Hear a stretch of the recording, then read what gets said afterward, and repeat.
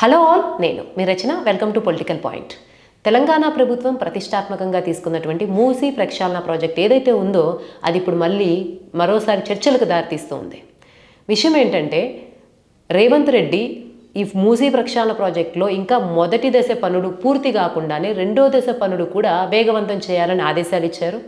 ఇందులో భాగంగా నాగోల్ నుంచి గౌరెల్లి గ్రామం వరకు ఉన్నటువంటి ఖాళీ స్థలాలు, ఏవైతే పనికొచ్చే స్థలాలు ఉంటాయో వాటినన్నిటినీ కూడా భూసేకరణ చేయాలని చెప్పి అధికారులకు ఆదేశాలు ఇచ్చారు. అంతవరకు బాగానే ఉంది.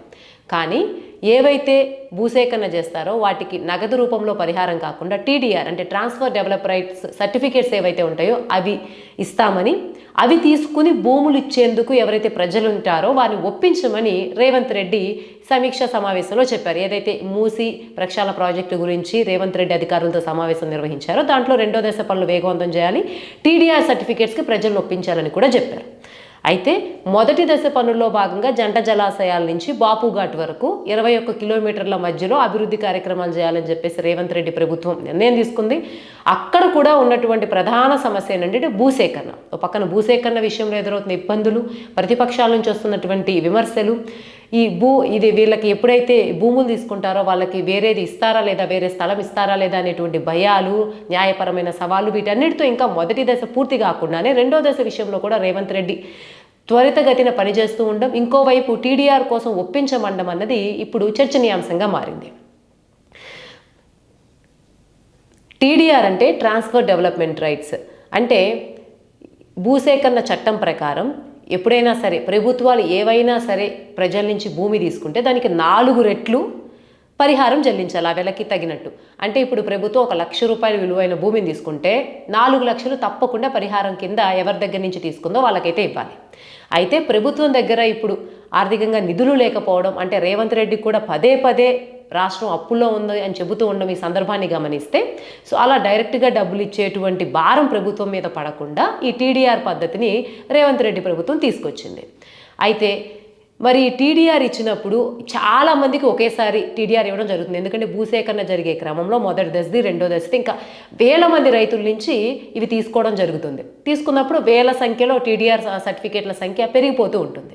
భూమి ధర అన్నది ఎంత పెరుగుతుంది, ఎంత తగ్గుతుంది అన్నది సంవత్సరాలతో పాటు పెరుగుతుంది అనేటువంటి ఒక అంచనా ప్రతి మనిషికి ఉంటుంది. కానీ టీడీఆర్ సర్టిఫికేట్ల విషయానికి వస్తే ఇది ఎలా ఉంటుందంటే, ఒకేసారి ఎక్కువ సంఖ్య పెరిగినప్పుడు, డిమాండ్ పెరిగినప్పుడు ఏదైనా తగ్గుతుంది. అలాగే స్థలాలతో పోల్చి వీళ్ళు అమ్ముకుంటే వచ్చే రేట్లతో పోలిస్తే టీడీఆర్ నుంచి వచ్చేటువంటిది ఆ స్థాయిలో అయితే డబ్బులు వచ్చేటువంటి అవకాశమో, లేకపోతే వీళ్ళు బిల్డర్లకు అమ్ముకున్నా సరే మధ్యవర్తుల ద్వారా వీళ్ళకి ఆ స్థాయిలో డబ్బులు వస్తాయా అనేటువంటి అనుమానాలు వ్యక్తమవుతున్నాయి. ముఖ్యంగా పేద మధ్యతరగతి ప్రజలకు వీటి మీద అవగాహన లేకపోవడం వల్ల. ఎందుకంటే దీనివల్ల టీడీఆర్ ద్వారా ఏదైతే వాళ్ళకు రావాలో దాని బదులు నిర్మాణ వెసులుబాటుని కనిపిస్తారు. అంటే వేరే అపార్ట్మెంట్లో ఇవ్వడమో దానికి తగ్గట్టు, లేకపోతే ఆ సర్టిఫికేట్ కనుక వేరే బిల్డర్కి అమ్ముకుంటే వీళ్ళకి డబ్బులు ఇస్తారు. కానీ వీళ్ళకి అంత అవగాహన లేకపోవడం ఒకటి, ఖచ్చితంగా తమ భూమి మీద వచ్చేటువంటి నష్టపరిహారంతో పోలిస్తే టీడీఆర్తో వచ్చేది తక్కువ అనేటువంటి భయాలు ఇప్పుడు ప్రజల్లో పెరిగిపోతూ ఉన్నాయి. అందువల్ల టీడీఆర్ అంటే కొంత వ్యతిరేకత, కొంత భయం అయితే వ్యక్తమవుతూ ఉన్నాయి.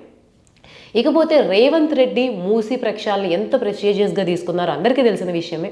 మూసీ గత చరిత్రను కనుక మనం గమనిస్తే కొన్ని దశాబ్దాలుగా మూసీ నది నిర్లక్ష్యానికి గురైంది. ఒకవైపు డ్రైనేజెస్ నుంచి వస్తున్నటువంటి మురుగునీరు కావచ్చు, ఇంకోవైపు పరిశ్రమల నుంచి వస్తున్నటువంటి రసాయన వ్యర్థాలు కావచ్చు, వీటన్నిటితో దాదాపు మూసీ నది ఒక మురుక్కాలువ కిందగా మారిపోయిందనడంలో ఎటువంటి అనుమానం లేదు. దీంతో పాటు మూసీ నది చుట్టూ ఉన్నటువంటి ప్రాంతాలు, బఫర్ జోన్స్, ఎక్కడైతే నిర్మాణాలు చేపట్టకూడదో అక్కడ అక్రమ నిర్మాణాలు కూడా పెరిగిపోయాయి. దీంతో ఏదైనా వర్షాకాలం వస్తే విపరీతమైనటువంటి వరదలు పెరిగిపోవడం, దుర్గంధం వస్తూ ఉండడం, జ్వరాలు ప్రజల్లో ప్రబలుతూ ఉండడం, వీటితో పాటు కొన్నేళ్లుగా ఇక్కడ వరదలు వస్తే దాదాపుగా ఒక ముంపు స్థాయిలో వచ్చిపోవడం, ఇంట్లో ఉన్నవన్నీ కొట్టుకుంటూ పోవడం, కొన్నిసార్లు ఇళ్ళే కూలిపోతూ ఆ వానల్లో ప్రవాహంలో కొట్టుకుపోవడం లాంటి సమస్యలు ప్రజలకు ఎదురవుతూ ఉన్నాయి. ఈ నేపథ్యంలో రేవంత్ రెడ్డి ఈ సమస్యకు పరిష్కారం కోసం లండన్లోని థేమ్స్ నది, అలాగే సబర్మతి రివర్ ఫ్రంట్ లాంటి వాటిని ఆదర్శంగా నమూనాలుగా తీసుకుని మూసీ నదిని కూడా ఆ స్థాయిలో ఆర్థికంగా, పర్యాటకంగా ఒక మంచి నదిగా తీర్చిదిద్దాలి అనేటువంటి నిర్ణయాన్ని తీసుకున్నారు. దానిలో భాగంగానే మూసీ ప్రక్షాళన తీసుకొచ్చారు. ఇందులో భాగంగా మొదటి దశలో రేవంత్ రెడ్డి ప్రభుత్వం తీసుకున్నటువంటి నిర్ణయం ఏంటంటే, జంట జలాశయాలు ఉస్మాన్ సాగర్ అలాగే హుస్సేన్ సాగర్ నుంచి బాపుఘాట్ వరకు, అంటే దాదాపు 21 కిలోమీటర్ల మధ్య అభివృద్ధి కార్యక్రమాలు చేపట్టాలని. అయితే ఈ అభివృద్ధి కార్యక్రమాలు చేపట్టే క్రమంలో ఈ కూల్చివేతల విషయంలో అలాగే వీళ్ళకి ఇచ్చేటువంటి నష్టపరిహారాలు కావచ్చు, మళ్ళీ వీరికి ఎవరైతే ఇక్కడ బాధపడుతూ ఉంటారో ఆ ప్రజలకి మళ్ళీ స్థలాలు ఇస్తారా ఈ విషయాల్లో అనేకమైనటువంటి విమర్శల్ని కాంగ్రెస్ ప్రభుత్వం ఎదుర్కొంది. ఒకవైపు బీఆర్ఎస్, బీజేపీ లాంటి ప్రతిపక్ష పార్టీలు దీని మీద విమర్శలు చేస్తూ ఉన్నాయి. ఎవరైతే బాధితులు ఉన్నారో వాళ్ళు కూడా దీని మీద వ్యతిరేకతలు వ్యక్తం చేస్తూ ఉండడం, దీనికోసం కోర్టులకు వెళ్తూ ఉండడం, దీంతో ఈ ఏదైతే మూసీ ప్రక్షాళన ప్రాజెక్టును రేవంత్ రెడ్డి ప్రభుత్వం తీసుకొచ్చిందో అది ముందుకు సాగడం లేదు.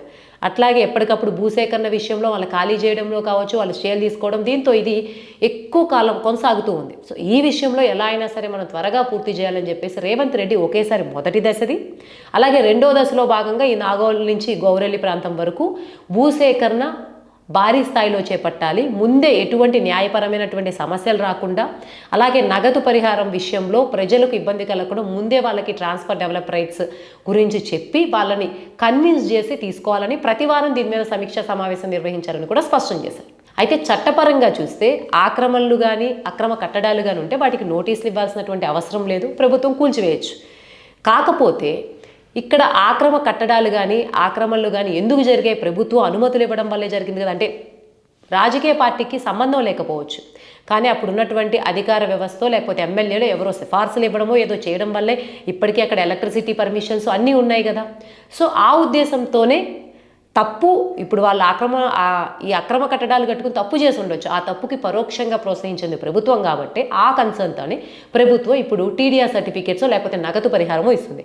కానీ చట్ట ప్రకారం చూస్తే ఆక్రమణ కట్టడాలకు ఇవ్వాల్సిన అవసరం లేదు. కానీ పరోక్ష కారణం ప్రభుత్వం కాబట్టి ఇప్పుడు ఇస్తాననే, అందుకని పరోక్ష కారణం ప్రభుత్వం కాబట్టి ఇప్పుడు ఇస్తానని చెప్పి ప్రకటించింది. అయితే ఈ టీడీఆర్ ప్రకటనల వల్ల ఎంతో కొంత మనకి ఇల్లు ఉంది కాబట్టి దీనికి ఇంకో కొత్త ఇల్లు వస్తుంది, లేకపోతే ఇల్లుకి ఇంత వాల్యూ ఉంది, హైదరాబాద్లో ఉంది కాబట్టి దీనికి ఇంత వాల్యూ ఉంది, మనం ఇంత ఆర్థికంగా కొంచెం భద్రంగా ఉంటామనే ప్రజలు భావిస్తున్న క్రమంలో వారి ఈ టీడీఆర్ సర్టిఫికేట్స్ విపరీతంగా పెరిగిపోతే వాటికి రేట్లు పడిపోతాయి. ఇంకొకటి ఇవి ఖచ్చితంగా బిల్డర్స్కి అమ్ముకుంటే ఎంత రేటు ఉందో వాళ్ళు ఏది చెప్పినా సరే తీసుకోవాల్సినటువంటి ఒక కంపల్సరీ పొజిషన్ ఏర్పడుతుంది. ఉంటున్న ఇల్లు ఖాళీ చేస్తే వెంటనే ఇంకొక ఇల్లు తీసుకోవాలి, లేకపోతే ఇంకొక కొత్త నిర్మాణం చేపట్టాలి, లేకపోతే తొందరగా డబ్బులు ఉంటే తప్ప ప్రజలు గడవని పరిస్థితి ఉంటుంది. మరి ఆ పరిస్థితిలో వీళ్ళు బిజినెస్గా మార్చుకుని, అంటే రియల్ ఎస్టేట్లో మనందరికీ తెలిసిన విషయమే, ఎంత ఎక్కువ కాలం వెయిట్ చేసి ప్రాఫిట్ వచ్చే టైంలో ఉంటే డబ్బులు వస్తాయి. అలా కాకుండా వేలు టీడీఆర్ సర్టిఫికేట్లు ప్రజలకు ప్రభుత్వం ఇచ్చినప్పుడు వాటి రేట్లు పడిపోతే, బిల్డర్లు వీళ్ళని మోసం చేస్తే, ఎందుకంటే వాళ్ళందరూ కూడా ఒక అవసరంలో ఉంటారు, ఇల్లు లేని అవసరంలో ఉంటారు, డబ్బులు కావాల్సి ఉంటే వాళ్ళని మోసం చేస్తారనేటువంటి భయాలు అయితే ప్రజల్లో పెరిగిపోతాయి ఉన్నాయి. మరి రేవంత్ రెడ్డి ప్రభుత్వం ప్రజల్లో ఉన్నటువంటి భయాల్ని తొలగించి టీడీఆర్ పట్ల కొంత అవగాహన పెంచి వాళ్ళని కన్విన్స్ చేసి ఈ ప్రాజెక్టు ముందుకెళ్లేలా తీసుకెళ్తుందో లేదో వేచి చూడాల్సిందే.